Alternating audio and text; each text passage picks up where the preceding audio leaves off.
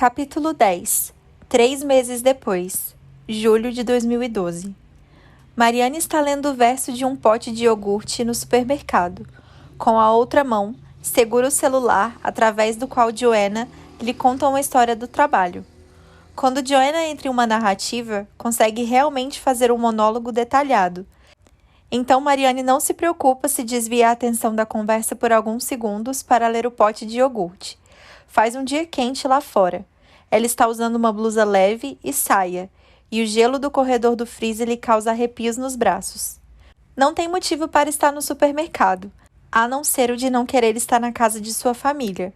E não há muitos lugares onde uma pessoa solitária passe despercebida em Kerrikley. Não pode ir tomar um drink sozinha ou tomar um café na avenida principal. Até o supermercado esgotará sua utilidade quando as pessoas notarem que não está de fato comprando produtos ou quando ela se deparar com um conhecido e tiver que fingir uma conversa. O escritório está metade vazio, portanto nada é feito. Joanna está dizendo, mas continuam me pagando, então não ligo. Como Joanna agora tem emprego, a maioria das conversas delas acontecem pelo telefone, embora as duas morem em Dublin. Mariane só está passando o fim de semana na sua cidade, mas esses são os únicos dias de folga de Joanna. Ao telefone, Joanna volta e meia descreve o escritório, os vários personagens que trabalham nele, os dramas que surgem entre eles, e é como se ela fosse cidadã de um país que Mariane nunca visitou, o país do trabalho remunerado. Mariane põe o iogurte de volta no freezer e pergunta a Joanna se ela não acha estranho ser paga pelas horas que fica no trabalho. Trocar, em outras palavras, blocos do seu tempo extremamente limitado neste planeta pela invenção humana conhecida como dinheiro. É um tempo que você nunca mais vai ver de volta, Mariane acrescenta. Quer dizer, é o tempo real. O dinheiro também é real. Bom, mas o tempo é mais real. O tempo consiste em física, o dinheiro é só uma construção social. Sim, mas eu continuo viva no trabalho, diz Joanna. Continuo sendo eu, continuo tendo experiências. Você não está trabalhando, ok, mas o tempo está passando para você também. Você também nunca vai ter ele de volta. Mas posso decidir o que fazer com ele. No que me arrisco a dizer que a sua tomada de decisão também é uma construção social. Mariane ri. Ela se afasta do corredor do freezer em direção às guloseimas. Não compro a ideia da moralidade do trabalho, ela declara. Alguns trabalhos, talvez, mas você está só passando papelada de um lado para o outro do escritório. Não está contribuindo para a humanidade. Não falei nada de moralidade. Mariane pega um pacote de frutas secas e o examina, mas como tem uva passa, ela põe de volta no lugar e pega outro. Você acha que eu te julgo por ser tão ociosa? Pergunta Joanna. No fundo, acho. Você julga a Peg? A Peg tem uma mente ociosa, é diferente. Mariane estala a língua como se repreendesse Joanna pela crueldade, mas sem muito empenho. Está lendo o verso de um pacote de maçã seca. Não gostaria que você virasse uma Peg, diz Joanna. Gosto de você do jeito que você é. Ah, a Peg não é tão ruim assim. Estou indo para o caixa do supermercado, então vou desligar. Está bem, pode me ligar amanhã, depois do negócio se quiser conversar. Valeu, diz Mariane, você é uma boa amiga. Tchau. Mariane se dirige ao caixa automático, pegando uma garrafa de chá gelado no caminho e carregando a maçã seca. Quando chega à fileira de máquinas automáticas, vê Lohane esvaziando uma cesta de produtos diversos. Lohane para quando vê Mariane e diz, olha só quem é! Mariane segura a fruta seca contra a costela e diz, oi, como você tem andado? Pergunta Lohane. Bem, obrigada, e você? O Conan me contou que você está entre as melhores da classe, ganhando prêmios e tudo mais. Não me surpreende, é claro. Mariane sorri. Seu sorriso parece viscoso e infantil. Ela aperta o pacote de fruta seca, sente a crepitação em sua mão úmida e passa o código de barras pela máquina. As luzes do supermercado são branco cloro e ela está sem maquiagem. Ah, ela diz, não é nada demais. Conan surge do canto, claro que surge. Está segurando um pacote de 6 saquinhos de batatinhas, sabor sal e vinagre. Está de camiseta branca e com uma daquelas calças de moletom com listras nas laterais. Os ombros parecem mais largos agora. E ele olha para ela. Estava no supermercado o tempo inteiro. Talvez tenha até chegado a vê-la no corredor do freezer e passado por ela às pressas para evitar o contato visual. Talvez tivesse escutado enquanto falava ao telefone. Olá, diz Mariane. Ah, oi, não sabia que estava na cidade. Ele lança um olhar para a mãe. Passa as batatinhas na máquina e as põe na área do escaneamento. Sua surpresa ao ver Mariane parece ser genuína, ou pelo menos sua relutância em olhar ou falar com ela. Soube que você é muito popular lá em Dublin, Lorraine diz. Viu? Estou sabendo de todas as fofocas de Trinity agora. Connell não ergue os olhos. Está passando os outros produtos do carrinho. Uma caixa de saquinhos de chá, um saco de pão de forma. É gentileza do seu filho, tenho certeza, diz Mariane. Ela pega a carteira e paga a compra, que custou 3,89 €. Lorraine e Connell estão colocando as compras em sacolas de plástico reutilizáveis. Que tal te darmos uma carona para casa? Lorraine diz. Ah, não, diz Mariane, vou andando, mas obrigada. Andando? Pela Blackfort Road? Não faz isso, a gente te leva. Connell pega as 2 sacolas plásticas no braço e espicha a cabeça em direção à porta. Vamos, diz ele. Mariane não o vê desde maio. Ele se mudou para a cidade natal depois das provas e ela permaneceu em Dublin. Ele disse que queria ver outras pessoas. E ela disse, tudo bem. Agora, como ela nunca foi namorada dele de fato, não é mesmo a ex-namorada dele. Ela não é nada. Todos entram no carro juntos. Mariane senta-se no banco de trás, enquanto Connell e Lorraine conversam sobre alguém que conheciam que faleceu. Mas é uma pessoa idosa e por isso não é tão triste. Mariane olha pela janela. Bom, estou muito feliz de ter esbarrado com você, diz Lorraine. É ótimo te ver tão bem. Ah, obrigada. Quanto tempo você vai ficar por aqui? Só o fim de semana, diz Mariane. Por fim, Connell dá seta na entrada do bairro de Foxfield e para na frente da casa dele. Lorraine desce. Connell dá uma olhada para Mariane pelo retrovisor e diz: Ei, vem aqui pra frente, vem. Não sou taxista. Sem dar nenhum pio, Mariane obedece. Lorraine abre o porta-malas do carro e Connell se contorce no banco. Deixa as sacolas, ele diz. Eu levo lá para dentro quando voltar. Ela levanta as mãos como quem se rende, fecha a porta e se despede deles com um aceno. O trajeto da casa de Connell à de Mariane é curto. Ele entra à esquerda ao sair do bairro, rumo à rotatória. Apenas alguns meses antes, ele e Mariane ficavam acordados a noite inteira conversando e transando. Ele puxava as cobertas de cima dela de manhã e subia em cima dela com um sorrisinho tipo: Ah, ei, olá. Eram melhores amigos. Ele lhe disse isso, quando ela perguntou quem era o melhor amigo dele. Você, ele declarou. Então, no fim de maio, ele lhe disse que iria passar o verão em casa. Como andam as coisas? Ele pergunta. Bem, obrigada. Como você está? Estou bem, é. Ele toca a marcha com um gesto dominante na mão. Você continua trabalhando na oficina? Ela pergunta. Não, não. Você está falando do lugar onde eu trabalhava? Ele fechou. É? É, ele diz. Não, estou trabalhando no bistrô, aliás. Sua mãe esteve lá uma noite dessas com o namorado dela, sei lá o que ele é. Mariane assente. Estão passando pelos campos de futebol. Um véu fino de chuva começa a cair no para-brisa e Connell liga os limpadores, que criam um ritmo mecânico no percurso de um lado para o outro. Quando Connell foi para casa, durante o recesso de primavera, perguntou a Mariane se ela não mandaria fotos dela pelada para ele. Eu deleto quando você quiser, óbvio, ele disse. Você pode supervisionar. A ideia sugeria a Mariane todo um ritual erótico que nunca tinha ouvido falar. Por que eu ia querer que você deletasse? Ela perguntou. Estavam conversando pelo telefone. Connell em casa, em Foxfield, e Mariane deitada, na cama, em Merrion Square. Ele explicou brevemente a política das nudes. Não mostrar aos outros, deletar quando solicitado, e assim por diante. Você recebe essas fotos de muitas garotas? Ela perguntou. Bom, não tenho nenhuma agora, e nunca pedi nenhuma antes, mas às vezes a gente tem a oportunidade de mandar algumas. Ela perguntou se ele retribuía mandando fotos de si, e ele fez um ruído de... Não sei, ele disse. Você ia mesmo querer uma foto do meu pinto? Comicamente, ela sentiu a boca ficar molhada. Ia, ela disse. Mas se você me mandasse uma, sinceramente eu nunca pagaria. Então talvez seja melhor você não me mandar. Ele riu então. Não, não ligo se você vai deletar ou não, ele disse. Ela descruzou os tornozelos. Quer dizer, eu vou levar para o túmulo, ela disse. Tipo, provavelmente vou olhar para ela até o fim da minha vida. Ele gargalhou de verdade. Mariane, ele disse, não sou religioso, mas às vezes acho que Deus fez você para mim.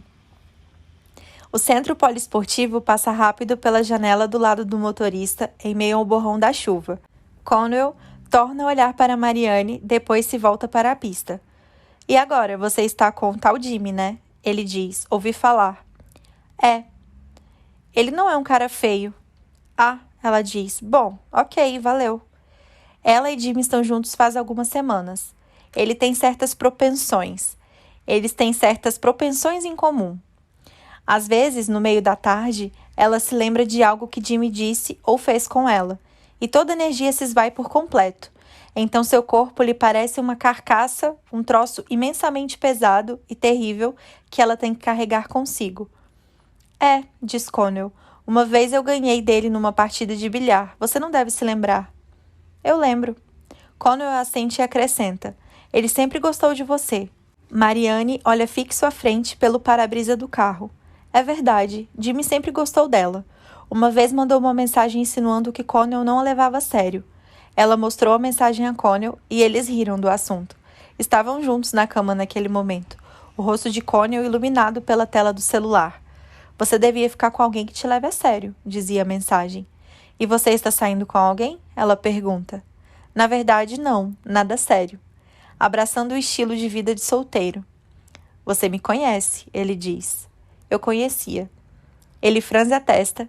Essa foi meio filosófica, ele diz. Não mudei muito nos últimos meses. Eu também não. Na verdade, não mudei nada. Uma noite em maio, Sophie, a amiga de Marianne, deu uma festa para comemorar o fim das provas. Os pais dela estavam na Sicília ou algum lugar assim. Connell ainda tinha uma prova para fazer na época, mas como não estava preocupado, também foi à festa. Todos os amigos deles estavam lá, em parte porque Sophie tinha uma piscina aquecida no porão. Passaram boa parte da noite em roupas de banho, entrando e saindo da água, bebendo e conversando. Marianne se sentou na beirada, com um copo de plástico com vinho, enquanto os outros jogavam na piscina. Parecia implicar em uns se sentarem no ombro dos outros e tentarem se derrubar na água. Sophie subiu nos ombros de Connell para a segunda rodada e disse em um tom carinhoso: que belo dorso forte você tem. Marianne ficou olhando meio embriagada, admirando Sophie e Connell juntos. As mãos dele nas canelas lisas e marrons dela, e sentindo uma estranha nostalgia de um momento que já esteve no processo de acontecer. Sophie olhou para ela naquela hora. Não precisa se preocupar, Marianne, ela falou, não vou roubar ele. Marianne imaginou que Connell fosse desviar o olhar para dentro da água, fingindo não ouvir, mas na verdade olhou para ela e sorriu. Ela não está preocupada, ele disse. Ela não entendeu o que ele queria dizer com aquilo, na verdade, mas sorriu e em seguida o jogo começou. Sentia-se feliz por estar cercada de gente que gostava dela. Sabia que se quisesse falar, todo mundo provavelmente se viraria e escutaria com genuíno interesse. E isso também a alegrava, embora não tivesse absolutamente nada para falar.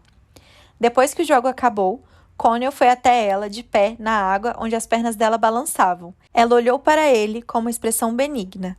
Eu estava te admirando, ela disse. Ele tirou o cabelo molhado da testa. Você vive me admirando, ele disse. Ela chutou a perna na direção dele com delicadeza e ele pôs a mão em volta do tornozelo dela e acariciou com os dedos. Você e a Sophie formam um time atlético, ela disse. Ele continuou acariciando a perna dela debaixo d'água. A sensação era muito boa. Os outros o chamavam para outra ponta, queriam fazer outra partida. Valeu, ele disse. Vou tirar uma folga nessa rodada. Então, saltou para a beirada da piscina ao lado dela. O corpo dele reluzia molhado e ele pôs a mão no piso frio atrás dela para se equilibrar. Vem cá, ele disse. Ele passou o braço na cintura dela. Ele nunca, jamais tinha tocado nela na frente de alguém. Os amigos nunca tinham visto os dois assim. Ninguém tinha. Na piscina, os outros continuavam esguichando e berrando. Isso é bom, ela disse. Ele virou a cabeça e beijou seu ombro nu. Ela riu de novo, chocada e satisfeita.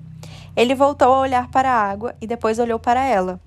Agora você está feliz, ele disse. Está sorrindo. Tem razão, estou feliz. Ele assentiu na direção da piscina, onde Peg tinha acabado de cair na água e as pessoas riam. É assim que a vida é? Connell disse. Ela olhou para o rosto dele, mas não soube dizer pela expressão dele se ele estava contente ou triste. Como assim? Ela perguntou. Mas ele apenas deu de ombros. Alguns dias depois, ele avisou que passaria o verão fora de Dublin. Você não me falou que estava na cidade, ele diz agora. Ela faz que sim, lentamente, como se estivesse ponderando, como se só agora lhe ocorresse que de fato não havia contado a Conan que estava na cidade, e aquele fosse um pensamento interessante. Então agora nós não somos mais amigos? Ele diz. Claro que somos. Você não responde muito às minhas mensagens. É bem verdade que ela tem ignorado Connell. Teve que contar às pressas o que houve entre eles, que ele havia rompido com ela e se mudado, e foi um tormento. Foi Marianne quem apresentou Connell a todo mundo, que disse a todos a ótima companhia que ele era, como era sensível e inteligente, e ele havia retribuído, ficando no apartamento dela quase todas as noites durante 3 meses, tomando a cerveja que ela comprava para ele e de repente lhe dando um fora. Isso fazia com que parecesse uma idiota. Peggy fez pouco caso da história, claro, dizendo que homem era tudo igual. Joanna parecia não ver nenhuma graça na situação, só achava desconcertante e triste. Não parava de perguntar o que cada um tinha dito especificamente durante o término. Então, se calava, como se estivesse reconstruindo a cena na cabeça para tentar entendê-la. Joanna queria saber se Connell conhecia a família de Marianne. Todo mundo em Carrickley se conhece, Marianne disse. Joanna fez que não e disse, mas o que eu quero saber é se ele sabe como eles são. Marianne não conseguiu responder. Tem a sensação de que nem ela sabe como a família é, que nunca é convincente nas tentativas de descrevê-la, que oscila entre enxergar o comportamento dos parentes, o que lhe gera culpa, ou minimizá-lo, o que também lhe provoca culpa. Mas uma culpa diferente, mais voltada para dentro. Joanna acredita saber como é a família de Marianne, mas como poderia saber? Como alguém poderia, se a própria Marianne não sabe? É claro que Connell não é capaz de saber. Ele é um cara equilibrado, criado em um lar amoroso.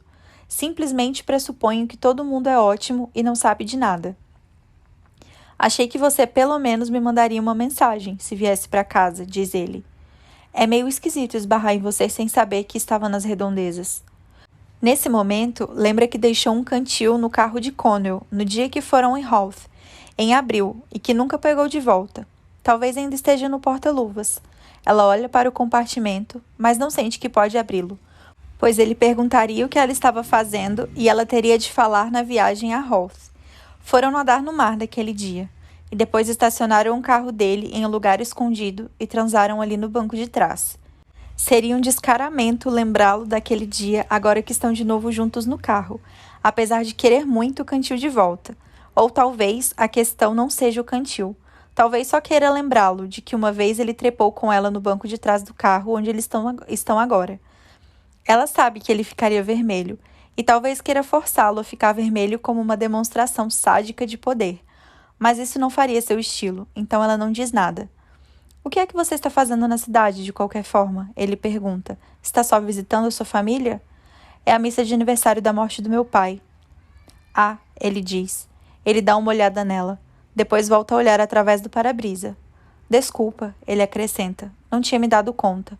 Quando é? Amanhã de manhã? Ela faz que sim. 10h30, ela diz. Eu sinto muito, Marianne. Que idiotice a minha. Tudo bem. A verdade é que eu não queria vir para cá por causa disso. Mas a minha mãe meio que insistiu. Não sou muito de missa. Não, ele diz. É. Ele tosse. Ela olha fixo pelo para-brisa. Agora estão no começo da rua. Ela e Connell nunca falaram muito do pai dela, ou disso. Você quer que eu vá? Connell pergunta. Óbvio que se você não quiser que eu vá, eu não vou. Mas não me importaria de ir se você quiser. Ela olha para ele e sente um enfraquecimento incontestável no corpo. Obrigada por se oferecer, ela diz. Muita gentileza a sua. Não me importo. Você realmente não precisa. Não tem problema, ele diz. Eu gostaria de ir, para ser sincero. Ele dá seta e para na entrada do cascalho da casa dela. O carro de sua mãe não está lá. Ela não está em casa. A enorme fachada branca da casa se avulta sobre eles. Algo ligado à disposição das janelas dá à casa de Marianne uma expressão de desaprovação. Connell desliga o motor. Desculpa por ter ignorado suas mensagens, diz Marianne. Foi infantil da minha parte. Tudo bem. Olha, se você não quiser mais que nós dois sejamos amigos, não precisamos ser.